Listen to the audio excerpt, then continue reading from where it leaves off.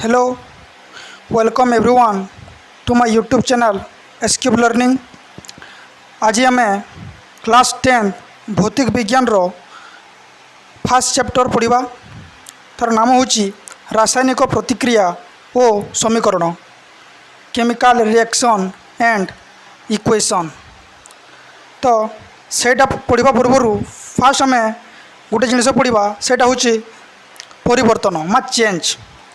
तो परिवर्तन बा चेंज जो होता है सेटा केते प्रकार होता है ना, गोटे हूँ फिजिकल चेंज आ गोटे हूँ केमिकल चेंज है। गोटे को आम भौतिक परिवर्तन कहू आ गोटे को आम रासायनिक परिवर्तन कहू। तो भौतिक परिवर्तन कौन ना, भौतिक परिवर्तन रे कौन सी नूतन पदार्थ सृष्टि हुए ना एवं रासायनिक परिवर्तन रे नूतन पदार्थ सृष्टि हुए। तार मीनिंग कौन देखो, ये गोटे एग्जांपल दिखाई जे आइस बा बरफ तरली जल हो वाटर हो। तो आइस सेटा भी कौन वाटर बा जलर गोटे कौन सेटा तार कठिन अवस्था एवं वाटर जलटा कौन जल रवि जो एकक H2O से आइस एवं वाटर दुई मध्य कौन नूतन पदार्थ है ना परिणत है ना। माने आइस को भी आम H2O बोली कहूँ एवं वाटर को भी आम H2O बोली कहूँ। तो जदि कौन नूतन पदार्थ सृष्टि हुए ना ताले कहिबा जे ए जगार भौतिक परिवर्तन होइछि है।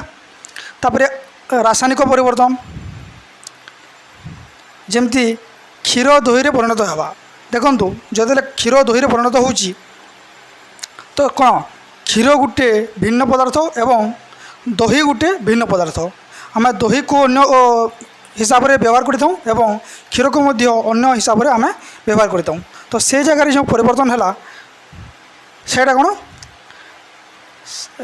नूतन गोटे पदार्थ सृष्टि है से आम रासायनिक परिवर्तन बोली आम केमिकल चेंज बोली आम कहूँ। नेक्स्ट आप देखिए अस्थायी और प्रत्यावर्ती। माने ये जगह देखु ये जो बरफ तरली जल परिणत होटा रिवर्सेबल कि नुहे माने प्रत्यावर्ती कि नुहे। आम देखो से जल को जदि पुणी थोड़े आम ठंडा करवा तो पुणी थोड़े से बरफ हो।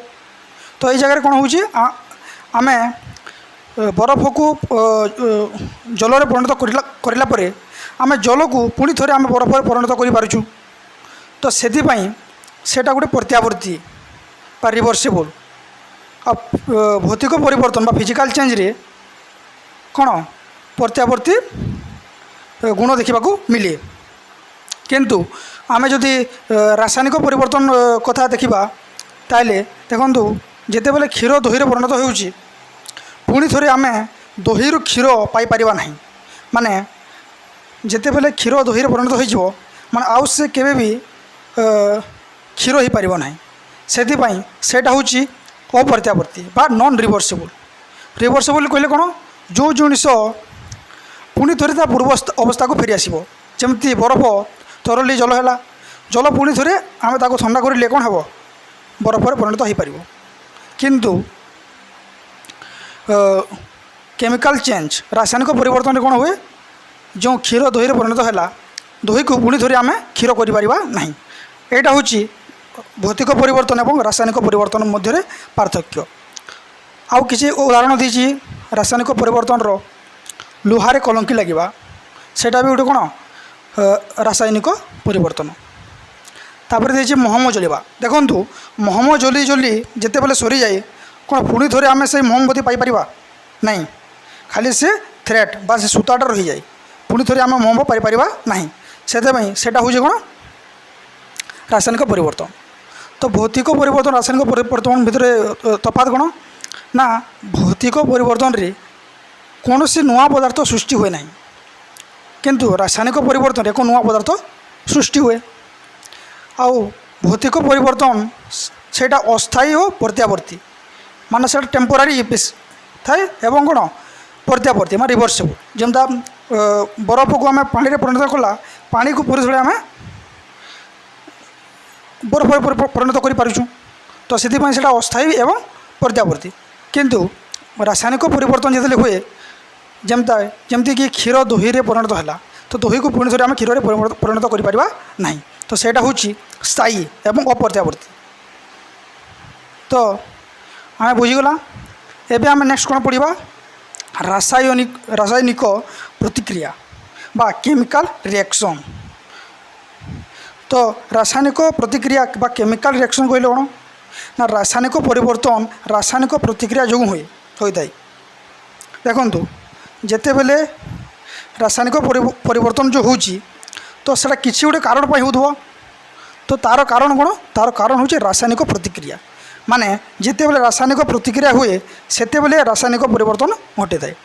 जमती लुहारे कलंकी लगे तो लुहा ऑक्सीजन सहित किंबा जलीय बाष्प सहित रासायनिक प्रतिक्रिया करी से लुहारे कलंकी लगुच तो से जो रासायनिक परिवर्तन है क्या है ना गोटे रासायनिक प्रतिक्रिया पाई।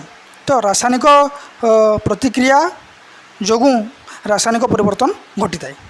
जमती एग्जांपल दिखाई मैग्नेशियम ऑक्सीजन सहित प्रतिक्रिया करी और कौन हो मैग्नेशियम ऑक्साइड।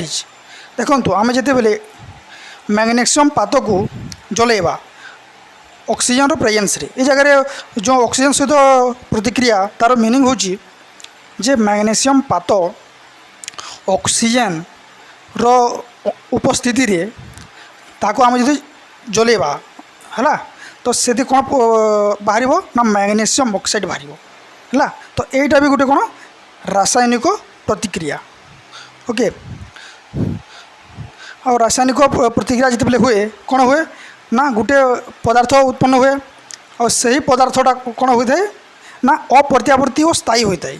कौन होता है अप्रत्यावर्ती और स्थायी होता है। ये जगह जो मैग्नेशियम ऑक्साइड बाहरी ताकू सेटा हूँ क्या अप्रत्यावर्ती और स्थायी। एठारे मैग्नेशियम पात वायु अर्थात अम्लजान सह प्रतिक्रिया करी मैग्नेशियम ऑक्साइड प्रस्तुत कला।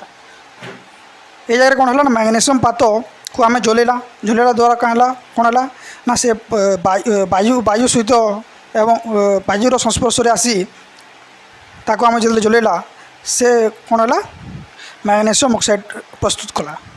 यहाँ भी गोटे कौन रासायनिक प्रतिक्रिया। आ गोटे उदाहरण देती H2SO4 जिंक सहित प्रतिक्रिया।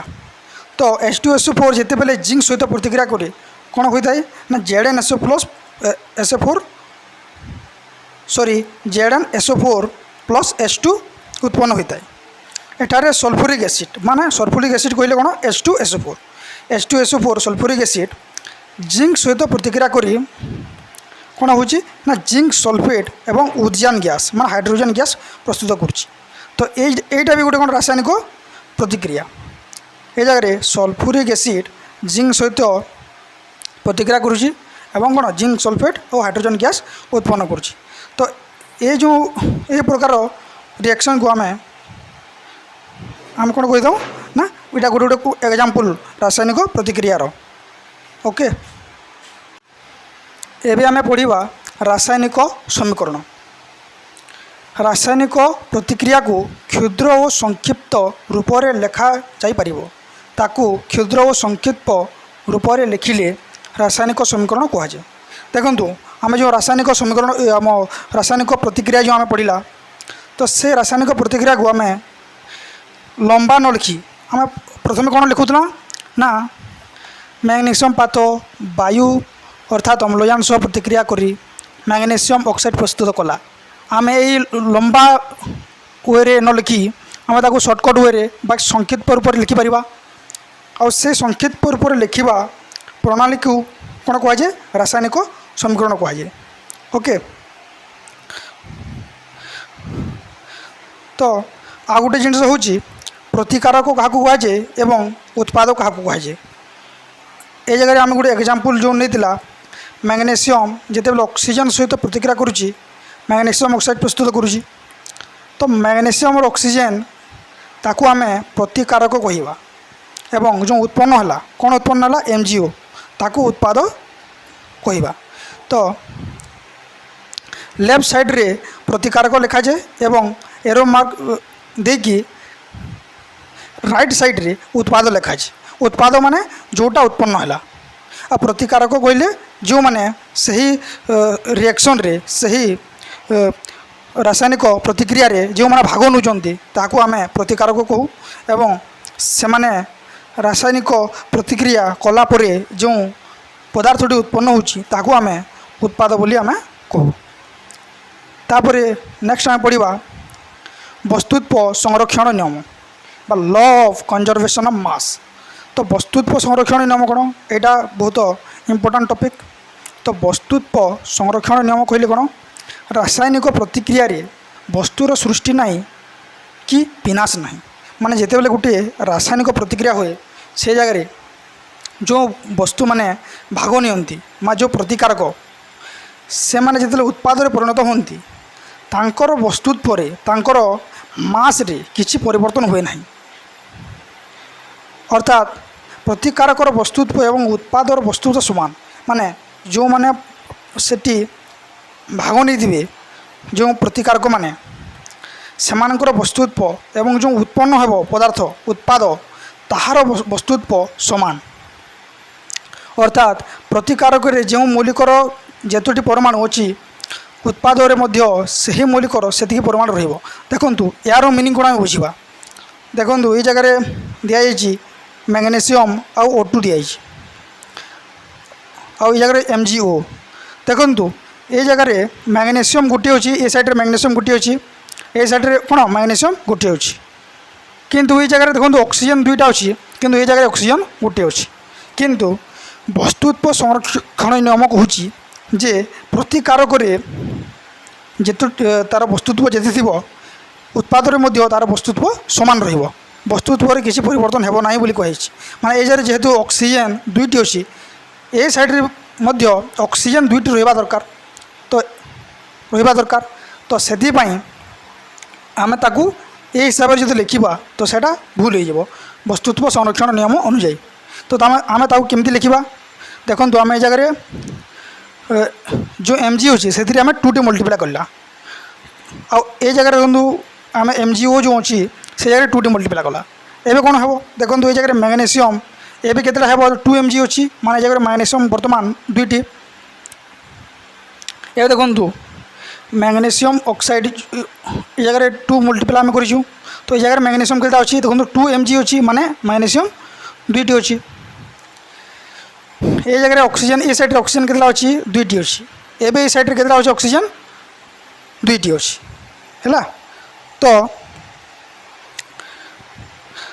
एवं देखु ये जगह मैग्नेशियम दुईटी ये जगह मैग्नेशियम दुईटी ये जगह ऑक्सीजन दुईटी ये जगह ऑक्सीजन दुईटी माने ए साइड रे मैग्नेशियम जिते अच्छी ए साइड रे मैग्नेशियम से अच्छी ये जगह ऑक्सीजन जिते अच्छी ए साइड रे भी से अच्छी। बर्तमान कौन है यहाँ गोटे बैलेंस होगा है। तो यहाँ कहूँ वस्तुत्व संरक्षण नियम जे ए साइड रे माने जो एग्जाम्पल रे ए साइड रे मैग्नेशियम जिते अच्छी ए साइड रे भी से रहा दरकार आ ए साइड रे ऑक्सीजन जिते अच्छी ए साइड रे भी ऑक्सीजन से रहा दरकार। यहाँ कहूँ वस्तुत्व संरक्षण नियम है। अब आ गोटे जो उदाहरण देछि Zn प्लस H2SO4 दुहे मिसिकी कौन बनाऊँच ZnSO4 प्लस H2 बनाऊँच। तो ये जगह देखो Zn ये जगह गोटे अच्छी ये जगह भी Zn गोटे अच्छी ये जगह S गोटे अच्छी ये जगह S गोटे अच्छी ये जगह O 4टा अच्छी ये जगह O 4टा अच्छी ये जगह हाइड्रोजन दुईटी अच्छी ये जगह हाइड्रोजन दुईटी अच्छी। माने ए साइड रे जेते नंबर अच्छी जिंक सल्फर ऑक्सीजन हाइड्रोजन रो ए साइड रे भी सेति अच्छी माने यहाँ को आम बैलेंस बोली कहि परबा।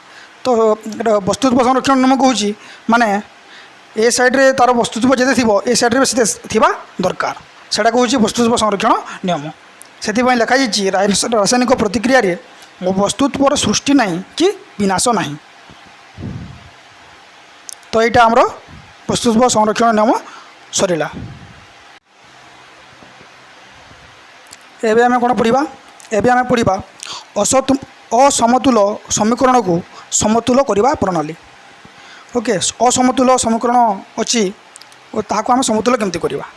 तो वस्तुत्व संरक्षण नियम आमे पढ़िला तो वस्तुस्तर संरक्षण नाम कौच जे रासायनिक प्रतिक्रिया वस्तुत्पर सृष्टि ना कि विनाश ना माने अर्थात प्रतिकारक जो मौलिकर जेतोटी परमाणु अच्छी उत्पाद से मौलिकर से परिमाण रहा दरकार नहले सेटा आम बैलेंस बैलेंस कहींपारानी माँ समतुल कहींपारा ना तो किछिटा असमतुल थाए ताकू आम समतुल करता तो आम यहाँ गोटे फास्ट एग्जांपल आम नहीं Mg+O2 मिसिकी MgO करुले तो ये जगह देखु मैग्नेशियम लेफ्ट साइड मैग्नेशियम गोटे अच्छी राइट साइड गोटे अच्छी लेफ्ट साइड रे ऑक्सीजन दुईटी अच्छी ये जगह ऑक्सीजन गोटे अच्छी माने देख दुईटी अच्छी ये साइड रे गोटे अच्छी माने एटा समतुल नहीं असमतुल अच्छी तो समतुल करने आम कौन कला ना ये जो MgO अच्छी ये आम 2 टे मल्टीप्लाई कला तो 2 टे मल्टीप्लाई कौन कौन हम एवं देखु ये साइड रे मैग्नेशियम दुईटा है ये साइड के मैग्नेशियम दुईटी एवं देखो ये ऑक्सीजन दुईटी अच्छी ये जगह आम 2 टे मल्टीप्लाई कला माने ऑक्सीजन दुईटी एवं देखु दुई साइड रे कौन अच्छी समान नंबर ऑफ मैग्नेशियम एवं ऑक्सीजन एवं है तो एवं आम या गोटे समतुल रासायनिक समीकरण कहीपर तो यहीपरि भाव में आम गोटे रासायनिक समीकरण को समतुल करूँ एवं देखु MgO2 आम कहीं लिखला ना ये जो MgO अच्छी MgO2 आम कहीं लिखना ना आम 2 MgO कहीं लिखला तार कारण हूँ अणु को डबल करवा परमाणु को नुह ये जगह आम अणु को डबल करता हूँ परमाणु को डबल कर ना ये जगह ऑक्सीजन गोटे कଣା ऑक्सीजन गोटे परमाणु आम ताकू डबल करवानी ये जो MgO जो टोटाल अणु अच्छी आम ताकू डबल करवा हेतिपाई आम ये जगह 2 MgO लिखला MgO2 लिखले भूल हो तापर आउ गोटे एग्जांपल नहीं आम जोटा कि बहुत सिंपल एग्जांपल हाइड्रोजेन ऑक्सीजन सहित रासायनिक प्रतिक्रिया करी H2O फॉर्मेशन किंतु ये जगह देखो ये समीकरणटा ये जगह भूल हो कहीं ये साइड रे हाइड्रोजेन गोटे अच्छी ऑक्सीजन दुईटी अच्छी ये साइड रे ये साइड रे कौन अच्छी हाइड्रोजेन दुईटी अच्छी ऑक्सीजन गोटे अच्छी माने ये जगह समान परिमाण नहीं हाइड्रोजेन ये साइड रे गोटे अच्छी से साइड रे दुईटा अच्छी ये जगह दुईटा अच्छी ये जगह ऑक्सीजन गोटे अच्छी तो समतुल अवस्था नहीं असमतुल अवस्था अच्छी आम ताको समतुल केमती करवा ए देखु आम जगह कौन कला ना ए साइड रे हाइड्रोजेन रे 2 टे मल्टीप्लाई कला 2 टे मल्टीप्लाई कला तो ये जगह हाइड्रोजेन केतला होगला 4टा होगला ऑक्सीजन ये साइड रे केतला होगला 2टी होगला तो आमको ए साइड रे भी हाइड्रोजेन 4टा करार अच्छी ऑक्सीजन 2टा करने पड़ो तो ए साइड रे आम कौन कहला H2O जो अच्छी से आम 2 टे मल्टीप्लाई कला 2 टे मल्टीप्लाई कले कौन है देखो ये जगह ए साइड रे भी हाइड्रोजेन 4टा होगला एवं ऑक्सीजन 2टा होगला एवं देखो बोथ साइड समान ही गला ए साइड रे हाइड्रोजेन 4टा ए साइड रे भी हाइड्रोजेन 4टा ए साइड रे भी ऑक्सीजन 2टा ए साइड रे ऑक्सीजन 2टा एबे एटा होगला गोटे समतुल रासायनिक समीकरण तो यहीपरि भाव में जदि आमको एक असमतुल रासायनिक समीकरण दे तो यहीपरि भाव में आम ताकू समतुल करें तापर देखु आ गोटे एग्जांपल दीजिए असमतुल समीकरण को समतुल कर प्रणाली ये देखु Fe+H2O ये दुई मिसी कौन होती Fe3O4+H2 होती ए साइड रे देखो Fe के अच्छी Fe गोटे अच्छी ए साइड रे हाइड्रोजेन के अच्छी हाइड्रोजेन दुईटी अच्छी ऑक्सीजन के अच्छी ऑक्सीजन देखो गोटे अच्छी ए साइड रे कौन अच्छी Fe के अच्छी 3टी अच्छी ऑक्सीजन 4 O4 लिखाई माने ऑक्सीजन 4टी अच्छी हाइड्रोजेन के अच्छी दुईटी अच्छी तो देखो समान परिमाण नहीं ए जगह Fe गोटे अच्छी ए साइड रे 3टा अच्छी ए साइड रे हाइड्रोजेन जोड़े अच्छी ए साइड रे हाइड्रोजेन जोड़े अच्छी ए जगह ऑक्सीजन गोटे अच्छी ए साइड रे ऑक्सीजन 4टा अच्छी तो यहाँ अनबैलेंस होगी माने असमतुल होगी आम कौन करवा समतुल करवा ओके समतुल करने कौन कला आम फास्ट आम कौन कला Fe को समतुल कला Fe को समतुल करने कौन कर ए साइड रे 3टा अच्छी ए साइड रे गोटे अच्छी तो आम कौन कला ना Fe रे 3टी गुणन कला 3टे कौन गुणन कला 3टे 3 Fe होगला तो ये देखो Fe जो अच्छी Feटा समतुल होगला एबे एफी साइड रे 3 अच्छी ए साइड रे एफी 3 अच्छी है। तो एफी ये जगह समतुल हो गला किंतु वर्तमान भी हाइड्रोजन हाइड्रोजन दी अच्छी हाइड्रोजन दी अच्छी ऑक्सीजन देखो ए साइड रे गोटे अच्छी ऑक्सीजन ए साइड रे 4टी अच्छी। तो एबे आमको कौन करबा पड़ो ऑक्सीजन समतुल नहीं तो आम ताकू समतुल करने को पड़ो। तो से कौन करवा से कौन करवा एक ऑक्सीजन ए साइड रे गोटे अच्छी बोले आम कौन करवा ना ऑक्सीजन एटार 4टी मल्टीप्लाई करवा। देखो 4टी गुणन कराई 4H2 कराला ये जगह H2 थिला ये जगह 4H2 कराला जहाँद्वारा कौन है ऑक्सीजन 4टी होगा ऑक्सीजन केतोटी होगा 4टी होगा ये साइड रे भी ऑक्सीजन 4टी होगा है। एवं देखो हाइड्रोजन कौन है आम ये 4टी मल्टीप्लाई कला ये H2 अच्छी माने 4 गुणन 2 8 होगा ये जगह हाइड्रोजन 8 होगा ए साइड हाइड्रोजन 8 होगा। एवं देखो एफी 3टी अच्छी ए साइड रे एफी ए साइड रे 3टी अच्छी ये जगह हाइड्रोजन 8टी अच्छी ये जगह हाइड्रोजन 8टी अच्छी ऑक्सीजन ए साइड रे 4टी अच्छी ए साइड रे ऑक्सीजन 4टी अच्छी। वर्तमान लेफ्ट साइड और राइट साइड रे जो संख्या अच्छी पूरा समान अच्छी से आम यहाँ को बैलेंस कहीपर समतुल कहीपर। तो यहीपरि भाव में आम गोटे असमतुल रासायनिक समीकरण को समतुल कर।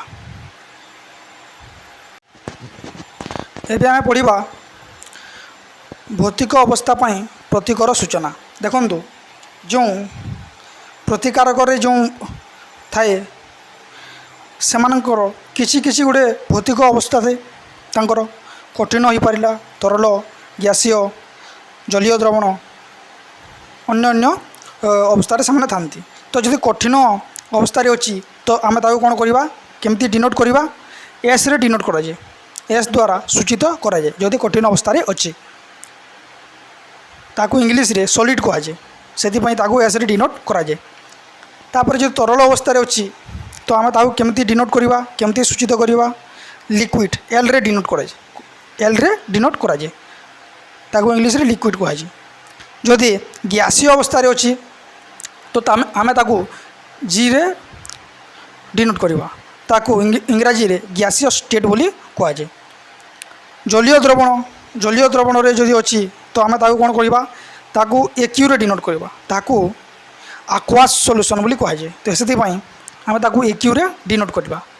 देखो गोटे एग्जांपल दिखाई H+O2 मिसिकी H2O फॉर्मेशन कर। तो ये जगह एच टा कौन हाइड्रोजन गैस गैस से जगह जी लिखाई O2 तापर O2 रे जी लिखाई कौन पर ऑक्सीजन हूँ गोटे कौन गैस से O2 रे गैस जी आमर सूचित कराई। तापर देखु उत्पाद रे H2O अच्छी H2O माने कौन जल जलटा कौन तरल पदार्थ तो तरल पदार्थ से जगह एल बोली डिनोट कराई। तो यहीपरि भाव में आम गोटे प्रतिकारकर आम कि उत्पादर भौतिक अवस्था आम निर्धारित कर। आम पढ़ा विभिन्न प्रकार रासायनिक प्रतिक्रिया। देखु विभिन्न प्रकार रासायनिक प्रतिक्रिया रही।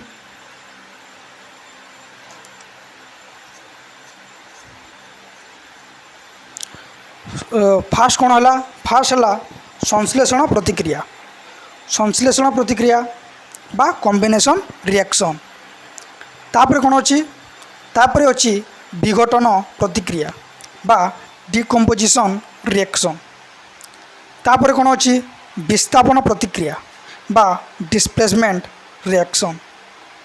तापर 4 नंबर अच्छी जारण विजारण प्रतिक्रिया बा ऑक्सीडेशन ओ रिडक्शन रिएक्शन। तापर अच्छी ताप उत्पादी प्रतिक्रिया एक्सोथर्मिक रिएक्शन। तापर अच्छी ताप शोषी प्रतिक्रिया बा एंडोथर्मिक रिएक्शन। तो आम गोटे गोटे कर सबू रिएक्शन को पढ़ा आउ प्रत्येक मीनिंग कौन अर्थ कौन ताको आम बुझा। तो फास्ट अच्छी संश्लेषण प्रतिक्रिया जहाँ को इंग्राजी रे कॉम्बिनेशन रिएक्शन कहुए। देखो कॉम्बिनेशन माने कौन 2 किंबा 3टी जिनिस कंबाइन होगा मिसवाटा ताकू आम कॉम्बिनेशन बोली कहू। ओके तो संश्लेषण प्रतिक्रिया माने कौन हम ଯେଉଁ ରାସାୟନିକ ପ୍ରତିକ୍ରିୟାରେ ଦୁଇ ବା ତାଠାରୁ ଅଧିକ ପ୍ରତିକାରକ ସଂଯୁକ୍ତ ହୋଇ एकमात्र उत्पाद सृष्टि करती ताहाको संश्लेषण प्रतिक्रिया कहुए।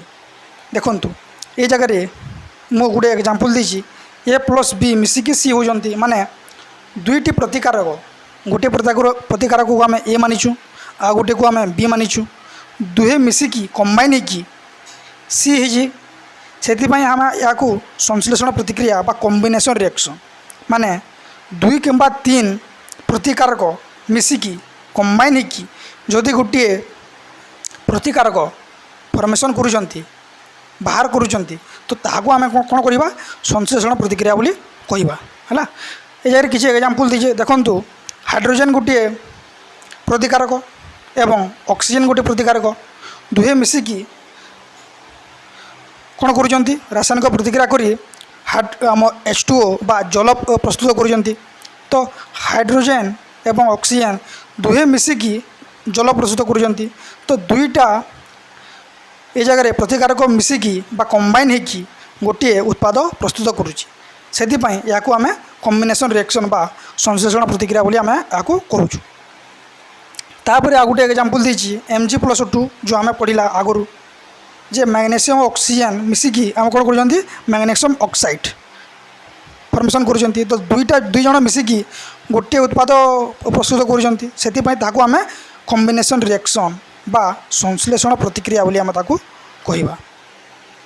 आ गोटे एग्जांपल दीजिए CaO प्लस H2O माने कैल्शियम ऑक्साइड और H2O मा जल दुए रासायनिक प्रतिक्रिया करी CaOH माने कैल्शियम हाइड्रोक्साइड प्रस्तुत करुँच। तो दुई जन मिसिकी गोटे उत्पाद प्रस्तुत करुँच से आम ताकू संश्लेषण प्रतिक्रिया बा कॉम्बिनेशन रिएक्शन रे अंतर्भुक्त करवा।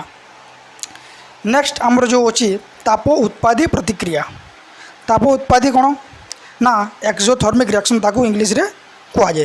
तो ताप उत्पादी कहले कौन ना जो रासायनिक प्रतिक्रिया रे उत्पाद बाहरिबा सह तापशक्ति मध्य निर्गत हुए ताहाकू ताप उत्पादी बा ताप उत्पादक रासायनिक प्रतिक्रिया कहुए। यहाँ आमर लिखाई। तो तार मीनिंग कौन ना जिते बेले गोटे रासायनिक प्रतिक्रिया हुए जदि से जगार किसी एनर्जी रिलीज है किसी ताप जदि निर्गत है बाहर ताकू आम ताप उत्पादी प्रतिक्रिया आम कहीता माने गोटे रासायनिक प्रतिक्रिया जिते हुए से जगार भिन्न भिन्न उत्पाद उत्पन्न हुए। तो से उत्पाद जिते उत्पन्न हुए से समय जदि ताप निर्गत है हिट जदि रिलीज है ताकू आम एक्सोथर्मिक रिएक्शन बोली आम कहवा। तो ताकू कौन ताप उत्पादी हो बा ताप उत्पादक रासायनिक प्रतिक्रिया कहुए।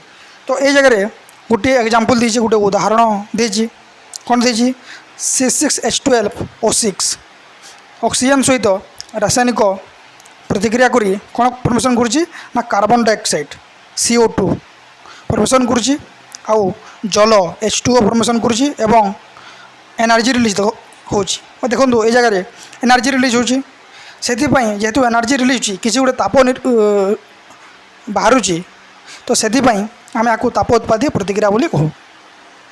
यहाँ कौ रिएक्शन C6H12O6 देखो आम जो शरीर रे जो सेल थाए सेल रे माइटोकॉन्ड्रिया कौन हुए ना ताको पावर हाउस बोली कहुए।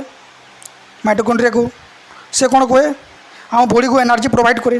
तो से जगार यही रिएक्शन हुए माइटोकॉन्ड्रिया कौन करे ग्लूकोज को ऑक्सीजन रो प्रेजेंस रे संस्पर्श रे से कार्बन डाइऑक्साइड प्रस्तुत करे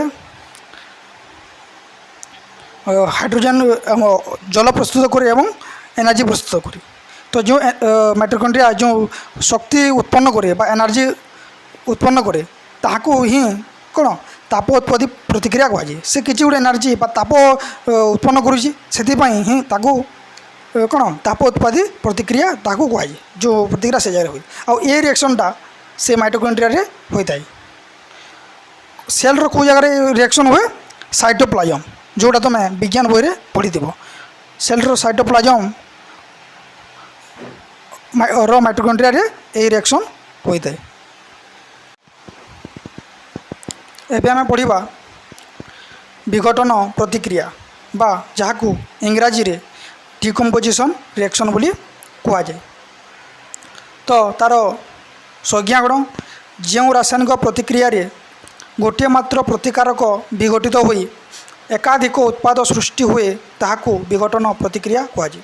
माने जो रासायनिक प्रतिक्रिया रे गोटे मात्र प्रतिकारक माने गोटे प्रतिकारक थिबो सेटा विघटित होई माने भांगिकी डिकम्पोज होगी एकाधिक उत्पाद सृष्टि हुए माने एटा होची हमर कोण कॉम्बिनेशन रिएक्शन बा संश्लेषण प्रतिक्रियार एटा होची उल्टा। संश्लेषण रे कोण होतला गोटे प्रतिकारक सॉरी दुईटी प्रतिकारक किंबा तीनटी दुई रु अधिक प्रतिकारक मिसिकी गोटे उत्पाद उत्पन्न करुले कोटी संश्लेषण प्रतिक्रिया रे। किंतु ए जगह कोण होची ना गोटे प्रतिकारक विघटित हुए बा भांगिकी बा डिकम्पोज होगी दुई किंबा दुई रु अधिक कौन उत्पाद उत्पन्न करुच्ची। तो जिते बेले देखो ए भांगिकी बी और सी रे परिणत होची। तो जिते बेले गोटे प्रतिकारक भांगिकी दुई किंबा दुई रु अधिक उत्पाद रे परिणत हेबो ताकू आमे कोन कहिबा ना विघटन प्रतिक्रिया बोली आमे ताकू कहिबा।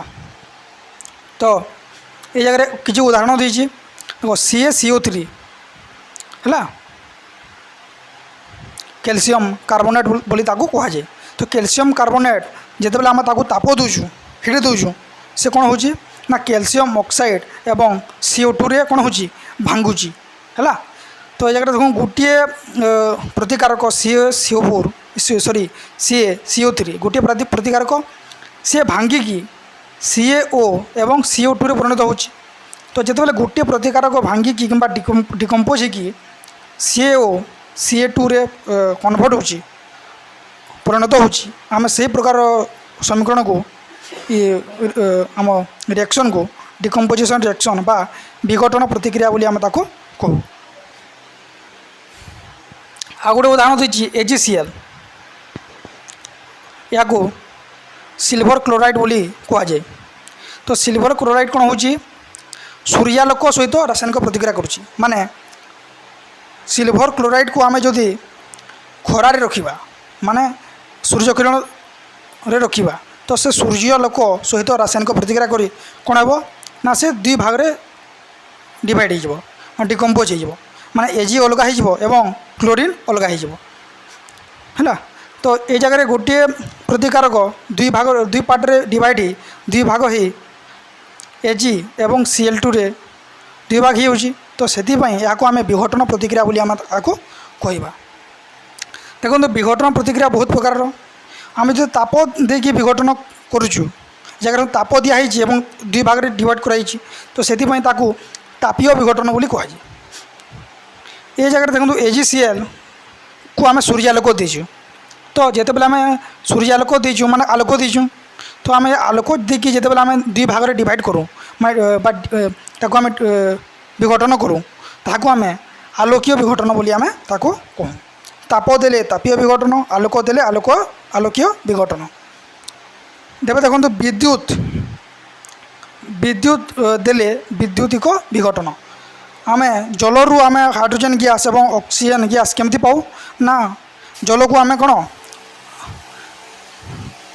विघटन करूँ विद्युत देकी जेहेतु विद्युत देकी विघटन करूँ ताको आम विद्युतिक विघटन आम ताको कहुए।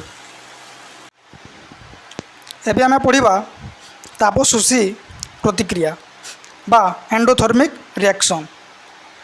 तो आम आगुरी पढ़ी कौन पढ़ी तापोत्पादी प्रतिक्रिया जो जगह ताप उत्पन्न हुए माने जिते बेले किसी गोटे रासायनिक प्रतिक्रिया हम तापर जो किसी गोटे ताप रिलीज हो बाहर ताको आम तापोत्पादी प्रतिक्रिया कही। ये जगह कौन ताप शोषी प्रतिक्रिया माने गोटे रासायनिक प्रतिक्रिया हेबापी जदि आमको तापर दरकार पड़ुची किंबा आलोकर दरकार पड़ुची किंबा विद्युत शक्तिर दरकार पड़ुची ताको आम ताप शोषी प्रतिक्रिया कहूँ। तार संज्ञा गुण जो रासायनिक प्रतिक्रिया रे ताप आलोक किंबा विद्युत शक्ति आवश्यक हुए ताहाकू ताप शोषी प्रतिक्रिया कहुए। देखो जो रासायनिक प्रतिक्रिया रे आमको ताप दरकार पड़ो किंबा आलोक दरकार पड़ो कि विद्युत शक्तिर आवश्यकता पड़ो ताकू ही ताप शोषी प्रतिक्रिया कहुए। देखु AgCl मुझे एग्जांपल देती AgCl सिल्वर क्लोराइड ताकू सूर्य आलोक आम प्रदान करूँ किसी गोटे आलोक प्रदान करूँ जहाँद्वारा से कौन हो दुई भाग में डिवाइड हो। तो ये जगह ये समीकरण रासायनिक समीकरण ये रासायनिक प्रतिक्रिया आमको आलोकर दरकार पड़ा है। तो से या आम ताप शोषी प्रतिक्रिया कहवा। आ गए दीजिए CaCO3 calcium carbonate. Calcium carbonate को आम ताप दौचु जहाँद्वारा से CaO एवं Ca2 रे कन्वर्ट हो CO2 रे कन्वर्ट हो। तो से जेहेतु ताप दरकार पड़ुची ताहले से आम ताप शोषी प्रतिक्रिया कहवा। यार बेस्ट एग्जांपल होची आम खाद्य रांधिबा सेटा जो प्रतिक्रिया सेटा भी गोटे ताप शोषी प्रतिक्रिया। देखंतु आम चाउल को जेते आम रांधुचु हिट दौचु माने आम ताकू गरम करूँ। आम गैस रांधिबा तो से कौन से गैस जो फ्लेम बाहर से फ्लेम कौन हम से चाउलटा गरम हो है गरम होकर कौन हम से चाउलटा भात परिणत है। तो से खाद्य रांधिबा जो प्रणाली अच्छी आम भात डाली जहाँ भी रांधुचु से आमको तापर दरकार पड़ी आमको हिट्र दरकार पड़ी तापर से खाद्य प्रस्तुत हो। तो सेटा भी गोटे कौन ताप शोषी प्रतिक्रिया बा एंडोथर्मिक रिएक्शन। एबे आम पढ़ा विस्थापन प्रतिक्रिया जहाँ को इंग्राजी रे डिस्प्लेसमेंट रिएक्शन बोली कहुए। तो डिस्प्लेसमेंट रिएक्शन बा विस्थापन प्रतिक्रिया कहले कौन जो रासायनिक प्रतिक्रिया रे गोटे मौलिक अन्य एक यौगिकर मौलिक को अपसारण करे ताहाको विस्थापन प्रतिक्रिया कहुए। यार मीनिंग कौन जो रासायनिक प्रतिक्रिया रे गोटे मौलिक अन्य एक यौगिकर मौलिक को अपसारण करे ताहाको विस्थापन प्रतिक्रिया कहुए। देखंतु ये जगह देखंतु Fe अच्छी और जगह कौन अच्छी CuSO4 अच्छी दुई जन मध्य कौन है रासायनिक प्रतिक्रिया है। तो ये जगह कौन है FeSO4 है एवं Cu है। तो ये जगह कौन है देखो गोटे मौलिक हो जगह Fe हूँ गोटे मौलिक अन्य एक यौगिकर मौलिक ये जगह CuSO4 गोटे यौगिक Fe हूँ मौलिक। तो Fe कौन कला ना CuSO4 रो SU को विस्थापन कला माने Fe देखो FeSO4 सहित मिसिकी FeSO4 फॉर्मेशन कला एवं Cu को कौन कला अलगै देला Cu को बाहर करदेला माने ये जगह Cu को कौन कला विस्थापन कला डिस्प्लेस से आम डिस्प्लेसमेंट रिएक्शन कहूँ। माने जिते बेले गोटे मौलिक अन्य एक यौगिकर कौन मौलिक को अपसारण करे ताकू विस्थापन प्रतिक्रिया कहुए। ये जगह Fe कौन कला CuSO4 सहित रिएक्शन करी FeSO4 सहित मिसीगला FeSO4 सहित मिसीगला और Cu को अलग करदेला। तो से आम विस्थापन प्रतिक्रिया कहूँ। तो ये जगह कौन हुए ना गोटे मौलिक अन्य एक यौगिकर मौलिक सहित मिसी जाए एवं आउ गोटे जो मौलिक थाए ताकू से अलग कर दे माने FeSO4 सहित मिसिला रिएक्शन कला FeSO4 सहित मिसीगला और Cu को अलग करदेला Cu को कौन एलिमिनेट करदेला डिस्प्लेस करदेला। से आम डिस्प्लेसमेंट रिएक्शन बा विस्थापन प्रतिक्रिया कहूँ। देखो ये जगह भी जिंक CuSO4 सहित रिएक्शन कला। तो जिंक कौन कला SO4 सहित मिसिकी जिंक सल्फेट बा ZnSO4 फॉर्मेशन कला एवं कपर को कौन कहला करदेला अलग करदेला है कपर कौन कला अलग करदेला। तो जेहेतु जिंक सल्फर सहित मिसिकी जिंक सल्फेट फॉर्मेशन कला एवं कपर को अलग करदेला से आम विस्थापन प्रतिक्रिया बा डिस्प्लेसमेंट रिएक्शन बोली आम कहूँ। एबे देखंतु ये जो आम विस्थापन प्रतिक्रिया पढ़ला जो जगह आम गोटे समीकरण पढ़ला ना जिंक कपर सल्फेट सहित रिएक्शन करी ZnCuSO4 सहित रासायनिक प्रतिक्रिया करी ZnSO4 फॉर्मेशन कला एवं कपर को से अलग करदेला। तो ये जगह कौन सभे समस्त को अलग करें डिस्प्लेस करें विस्थापन करें ନାହିଁ, ସମସ୍ତେ ସମସ୍ତଙ୍କୁ ବିସ୍ଥାପନ କରିପାରିବେ ନାହିଁ। ଦେଖନ୍ତୁ এই জায়গায় গোটিଏ শ্রেণী দিଆଯାଇଛି। ଯେଉଁ ଉପରେ ଅଛି ସେଇଟା ଅଧିକ ପ୍ରତିକ୍ରିୟାଶୀଳ, ମାନେ ତା'ର ପ୍ରତିକ୍ରିୟାଶୀଳତା ଶକ୍ତି ଅଧିକ। ତାପରେ ଧୀରେ ଧୀରେ ତଳକୁ ତଳକୁ ଆସିକି ତା'ର କ'ଣ ପ୍ରତିକ୍ରିୟାଶୀଳତା କମି କମି କମି କମି ଯାଇଛି। ଆଉ ସବୁଠୁ ନିମ୍ନ ପ୍ରତିକ୍ରିୟାଶୀଳ ଧାତୁ କିଏ ନା ଗୋଲ୍ଡ, ଏୟୁ ତାକୁ କୁହାଯାଏ ହେଲା। ଏଇଟା ହେଉଛି ନିମ୍ନ ପ୍ରତିକ୍ରିୟାଶୀଳ। ଏସବୁ ହେଉଛି କପର, Ag ଯାହାକୁ ପାରଦ ବୋଲି କୁହାଯାଏ, Ag ବୋଲି ହେଉଛି ସିଲଭର, ଏୟୁ ହେଉଛି ଗୋଲ୍ଡ। ଏମାନେ ହେଉଛନ୍ତି ନିମ୍ନ ପ୍ରତିକ୍ରିୟାଶୀଳ ଧାତୁମାନେ ହେଲା। ତ ଏଇ ଜାଗାରେ କ୍ରମ ଆଉ ସମ୍ପୂର୍ଣ୍ଣ ସବୁଠୁ ଅଧିକ ପ୍ରତିକ୍ରିୟାଶୀଳ କିଏ ବା ପଟାସିୟମ୍। ତ ଏ ହିସାବରେ ତା'ର ଶ୍ରେଣୀ ଅଛି। ତ ଜିଙ୍କ୍ କପରକୁ ବିସ୍ଥାପିତ କରିପାରିଲା। କାହିଁକି ଜିଙ୍କ୍ କପରକୁ ବିସ୍ଥାପିତ କରିପାରିଲା? ଦେଖନ୍ତୁ ଜିଙ୍କ୍ ଉପରେ ଅଛି ଏବଂ କପର ତଳେ ଅଛି, ମାନେ ଜିଙ୍କ୍ ହେଉଛି ଅଧିକ ପ୍ରତିକ୍ରିୟାଶୀଳ। ସେ ଯେହେତୁ ଅଧିକ ପ୍ରତିକ୍ରିୟାଶୀଳ ସେଥିପାଇଁ ସେ କପରକୁ ଅଲଗା କରିପାରିଲା। କିନ୍ତୁ କପର କେତେବେଳେ ବି ଜିଙ୍କ୍କୁ ଅଲଗା କରିପାରିବ ନାହିଁ। କାହିଁକି ନା କପରର ପ୍ରତିକ୍ରିୟାଶୀଳତା ହେଉଛି ନିମ୍ନ। ଯେହେତୁ କପର ନିମ୍ନ ପ୍ରତିକ୍ରିୟାଶୀଳ ସେଥିପାଇଁ ସେ ଜିଙ୍କ୍କୁ ବିସ୍ଥାପିତ କରିପାରିବ ନାହିଁ, କିନ୍ତୁ ଜିଙ୍କ୍ କପରକୁ ବିସ୍ଥାପିତ କରିପାରିବ। ଆଉ ଗୋଟେ ଯେଉଁ ଆମେ ପଢ଼ିଲା ନା Fe+CuSO4 ମିଶିକି FeSO4 ଏବଂ କପର ବାହାରୁଥିଲେ, ସେହି ସମୀକରଣ ଆମେ ପଢ଼ିଥିଲା। ତ ସେଇ ଜାଗାରେ କ'ଣ ହେଉଥିଲା ନା FeCuSO4 ସହିତ ରାସାୟନିକ ପ୍ରତିକ୍ରିୟା କରି Fe ବା ଯାହାକୁ ଆମେ ଆୟରନ୍ ବୋଲି କହୁ, ସେ କପର ସଲଫେଟ୍ ସହିତ ରାସାୟନିକ ପ୍ରତିକ୍ରିୟା କରି FeSO4 ଫର୍ମେସନ୍ କରୁଥିଲା। ତ ଆୟରନ୍ କ'ଣ କରୁଥିଲା? ଆୟରନ୍ Cu କୁ ବିସ୍ଥାପିତ କରୁଥିଲା। ତ ଏ ଜାଗାରେ Fe କେଉଁଠି ଅଛି? Fe ହେଉଛି এই জায়গায় Fe ଅଛି ଏବଂ Cu ଏଇଠି ଅଛି, ମାନେ Fe ହେଉଛି କପର ଅପେକ୍ଷା ସେ ଅଧିକ ପ୍ରତିକ୍ରିୟାଶୀଳ। ସେଥିପାଇଁ Fe କ'ଣ କଲା? Cuକୁ ବିସ୍ଥାପିତ କରିପାରିଲା,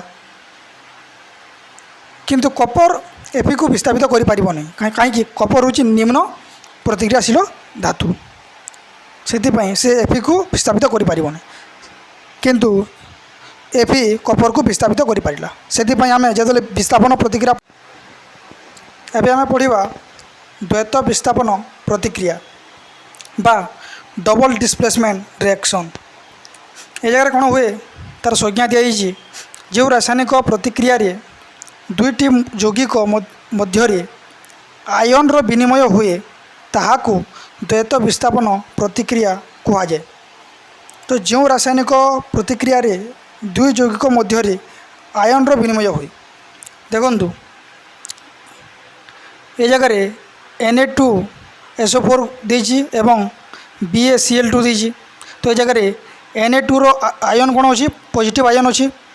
ଏ ଜାଗାରେ SO4ର ଆୟନ କ'ଣ ଅଛି? ନେଗେଟିଭ୍ ଅଛି। ସେଇଭଳି ଏ ଜାଗାରେ Baର ଆୟନ କ'ଣ ଅଛି? ପଜିଟିଭ୍ ଆୟନ ଅଛି। ଏ ଜାଗାରେ Cl2ର ଆୟନ କ'ଣ ଅଛି? ନେଗେଟିଭ୍ ଅଛି। ତ ଦୁଇଙ୍କ ମଧ୍ୟରେ ଆୟନର ବିନିମୟ ଦେଖନ୍ତୁ, ଏ ଜାଗାରେ Na2+ ଅଛି, ତ ଏ ଜାଗାରେ Cl2- ଅଛି। ତ ଏ ଜାଗାରେ ପ୍ଲସ୍ ଅଛି, ଏ ଜାଗାରେ ମାଇନସ୍ ଅଛି। ଇଏ ଦୁଇଙ୍କ ମଧ୍ୟରେ ଆୟନର ବିନିମୟ ହେଇ NaCl ଫର୍ମେସନ୍ ହେଲା। ସେଇଭଳି ଏ ଜାଗାରେ SO4 ଏବଂ Ba ଦେଖନ୍ତୁ, SO4ରେ ମାଇନସ୍ ଚିହ୍ନ ଅଛି, ମାନେ କ'ଣ ଅଛି? ନେଗେଟିଭ୍ ଆୟନ ଅଛି, ଏବଂ Baରେ ପ୍ଲସ୍ ଚିହ୍ନ ଅଛି, ମାନେ ପଜିଟିଭ୍ ଆୟନ ଅଛି। ତ ଦୁଇଙ୍କ ମଧ୍ୟରେ ଆୟନ ବିନିମୟ ହୋଇ BaSO4 ଫର୍ମେସନ୍ ହେଲା। ତ ଏହାକୁ ହିଁ ଦ୍ୱୈତ ବିସ୍ଥାପନ ପ୍ରତିକ୍ରିୟା କୁହାଯାଏ। ତ ଦ୍ୱୈତ ବିସ୍ଥାପନରେ କ'ଣ ହୁଏ ନା ଆୟନର ବିନିମୟ ହୋଇ କ'ଣ ଆମର ଉତ୍ପନ୍ନ ହୁଅନ୍ତି। Na2ରେ ପ୍ଲସ୍ ଆୟନ ଥିଲା, Cl2ରେ এই ଜାଗାରେ ନେଗେଟିଭ୍ ଆୟନ ଅଛି। ଦୁହେଁ ମିଶିକି ଦୁଇଙ୍କ ମଧ୍ୟରେ ଆୟନର ବିନିମୟ ହୋଇ NaCl ଫର୍ମେସନ୍ ହେଲା। ଏବଂ SO4ରେ ନେଗେଟିଭ୍ ଆୟନ ଅଛି, Baରେ ପଜିଟିଭ୍ ଆୟନ ଅଛି। ଦୁହିଁଙ୍କ ମଧ୍ୟରେ ଆୟନର ବିନିମୟ ହୋଇ BaSO4 ଫର୍ମେସନ୍ ହେଲା। ଏହାକୁ ହିଁ ଦ୍ୱୈତ ବିସ୍ଥାପନ ପ୍ରତିକ୍ରିୟା ବୋଲି କୁହାଯାଏ, କିମ୍ବା ଅବକ୍ଷେପଣ ପ୍ରତିକ୍ରିୟା ମଧ୍ୟ କୁହାଯାଏ। ନେକ୍ସଟ ଆମେ ପଢ଼ିବା ଜାରଣ ଓ ବିଜାରଣ ପ୍ରତିକ୍ରିୟା বা ଅକ୍ସିଡେସନ୍ ଆଣ୍ଡ ରିଡକ୍ସନ୍ ରିଆକ୍ସନ୍ ତାକୁ କୁହାଯାଏ। ତ ଜାରଣ ଓ ବିଜାରଣ ପ୍ରତିକ୍ରିୟା କହିଲେ କ'ଣ? ଏ ଜାଗାରେ ଦିଆଯାଇଛି, ଯଦି ଏକ ପଦାର୍ଥ ରାସାୟନିକ ପ୍ରତିକ୍ରିୟା ସମୟରେ ଅକ୍ସିଜେନ୍ ଲାଭ କରେ ତେବେ ପଦାର୍ଥଟି ଜାରିତ ହେଲା ବୋଲି କୁହାଯିବ। କିନ୍ତୁ ଯଦି ପଦାର୍ଥଟି ରାସାୟନିକ ପ୍ରତିକ୍ରିୟା ସମୟରେ ऑक्सीजन हराई थाए तेबे ताहा विजारित हैला बोली कुहाजिबो। देखंतु गोटे रासायनिक प्रतिक्रिया रे जदि जड़े ऑक्सीजन लाभ करुच्ची ताको आम जारित हैला बोली कहवा एवं जदि जड़े ऑक्सीजन हराउची आम ताको विजारित हैला बोली कहवा आ यही प्रकार रासायनिक प्रतिक्रिया को जारण बा विजारण प्रतिक्रिया कहुए। देखो ये जगह कपर कौन कला ऑक्सीजन लाभ कला कि नहीं ऑक्सीजन लाभ कला एवं कपर ऑक्साइड है ऑक्सीजन सहित मिसिकी कपर ऑक्साइड फॉर्मेशन कला। तो ये जगह जेहेतु से ऑक्सीजन लाभ कला ऑक्सीजन गेन कला से ये जगह आम कहीपर जे कपर जारित है बोली आम कहीपर। आ यही प्रकार समीकरण को रासायनिक समीकरण को जारण प्रतिक्रिया बोली कहुए। नेक्स्ट देखो ये जगह CuO प्लस H2 मिसिक कौन फॉर्मेशन कर Cu प्लस H2 यार देखो कपर ऑक्साइड थिला ये साइड रे कौन है कपर ही गला माने से कौन है से ये साइड रे जो ऑक्सीजन से थिला ता पाखरे ये साइड को आसिला परे से ऑक्सीजन हरई देला। तो ये जगह जेहेतु कपर ऑक्साइड निज ऑक्सीजन हरई से आम यहाँ को विजारित है बोली कपर ऑक्साइड को विजारित है बोली आम कहवा। और यही प्रकार रासायनिक प्रतिक्रिया को विजरण रासायनिक प्रतिक्रिया बोली कहुए। तो जदि ऑक्सीजन लाभ कला जारण रासायनिक प्रतिक्रिया एवं जदि ऑक्सीजन हरैला तो सर हूँ विजारण रासायनिक प्रतिक्रिया कर। और जे ऑक्सीजन हराए ताकू विजारित है बोली कहुए एवं जे ऑक्सीजन लाभ करे ताकू जारित है बोली कहुए।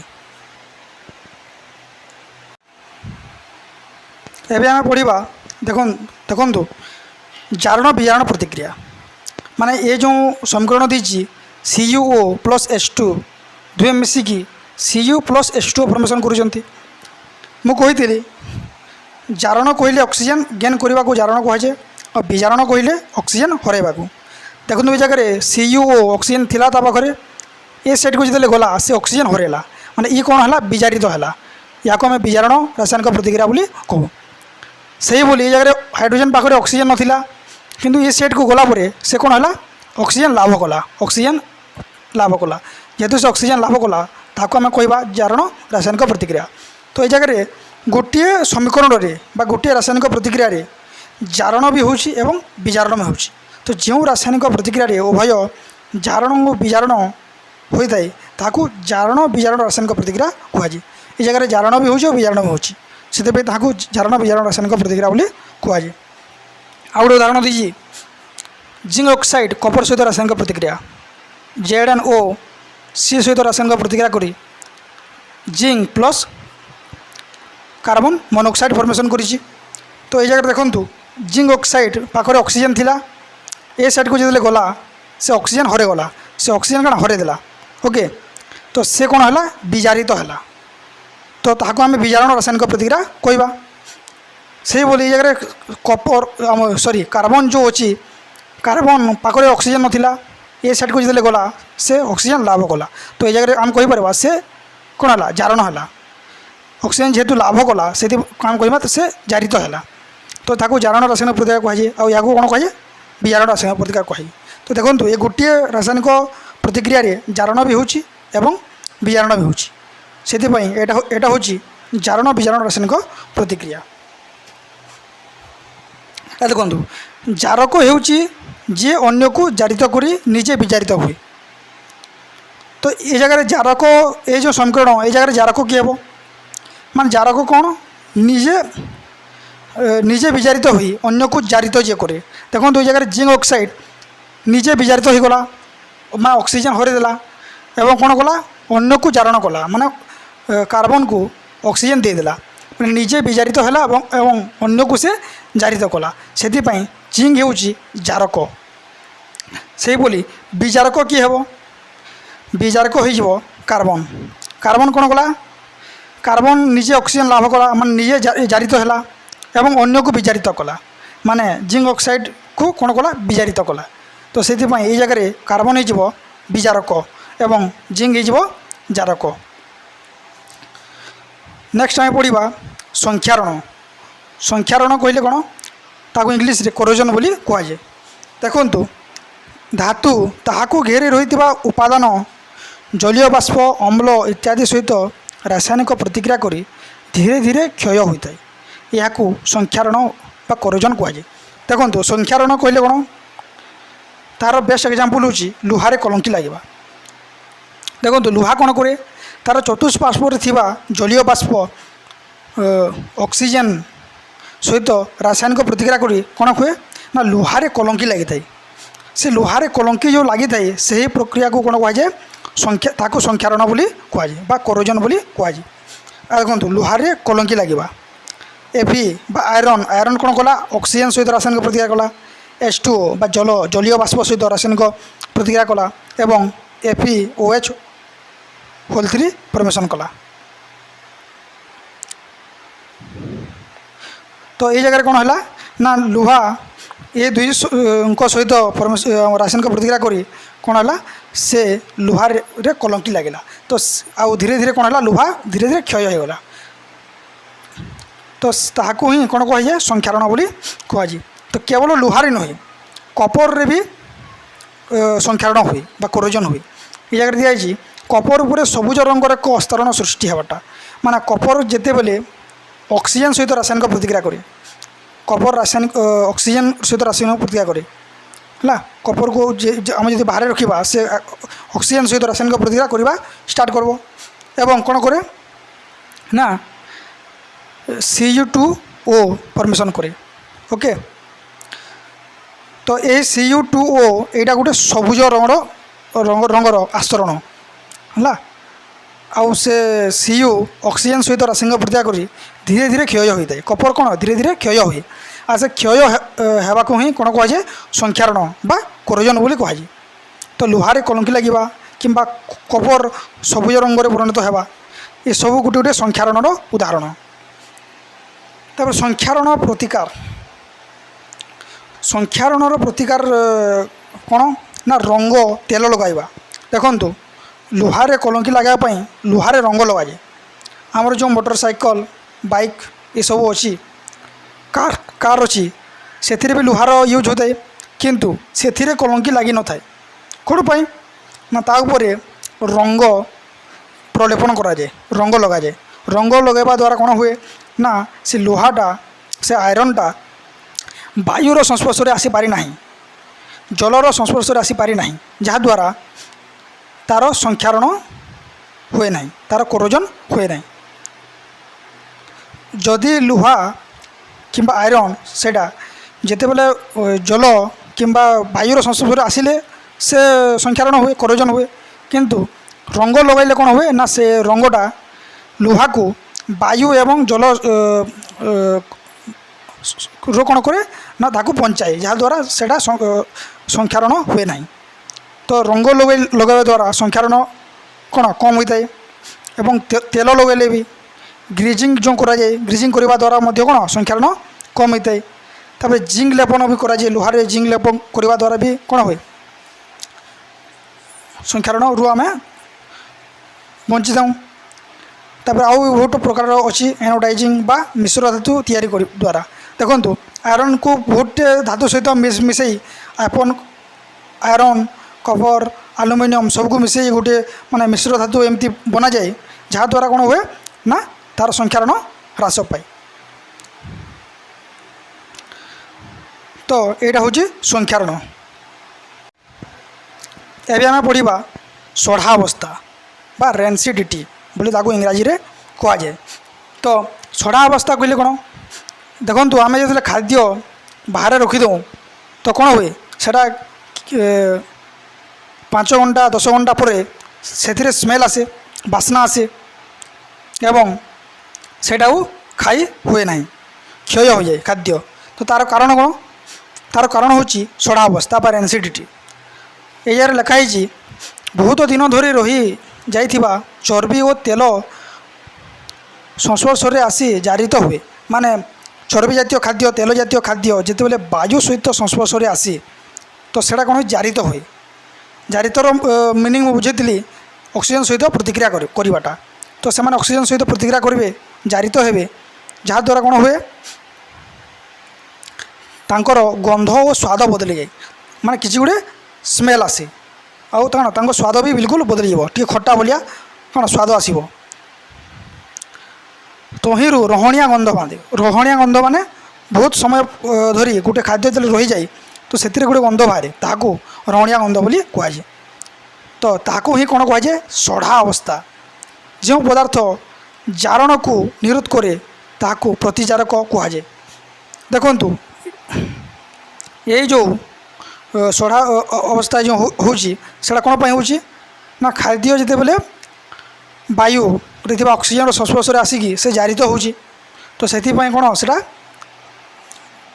कौन तार स्वाद गंध सब बदली जाऊँगी तो से जारण को निरोध करने जे निरोध करे ताको कौन कहुए प्रतिजारक कहुए जो तो नाइट्रोजेन हूँ एक प्रतिजारक बा एंटीऑक्सीडेंट गोटे उदाहरण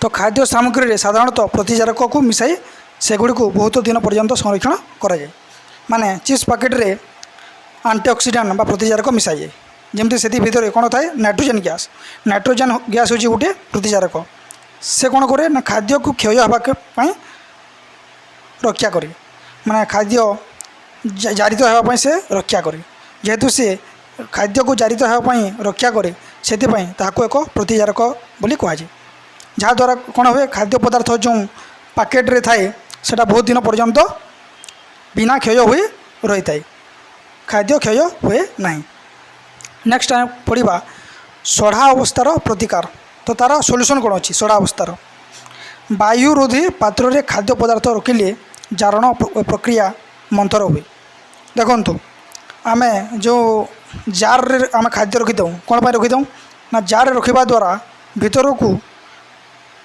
ऑक्सीजन बा अम्लजान गैस जापारे ना जहाँद्वारा कौन हुए ना खाद्य पदार्थ जारित हुए ना आ बहुत दिन पर्यंत सेटा कौन संरक्षण होगी रहे चिप्स खोलरे नाइट्रोजेन गैस व्यवहार करा जाए चिप्स खोलरे मुझे कहली कौन व्यवहार करा नाइट्रोजेन गैस जहाँद्वारा कौन हुए ना सढ़ा अवस्था को अटकाई जापे ताकू कम करा पारे ओके माने जारण प्रक्रिया को मंथर करा जाए अटकाई जाए जहाँद्वारा से चिप्स पैकेटा बहुत दिन पर्यंत कौन जाई थाए बिना क्षय हुए या सहित आमर चैप्टर कंप्लीट आमर जो चैप्टर में पढ़ुला रासायनिक प्रतिक्रिया केमिकल रिएक्शन एंड इक्वेशन या सहित आमर कंप्लीट।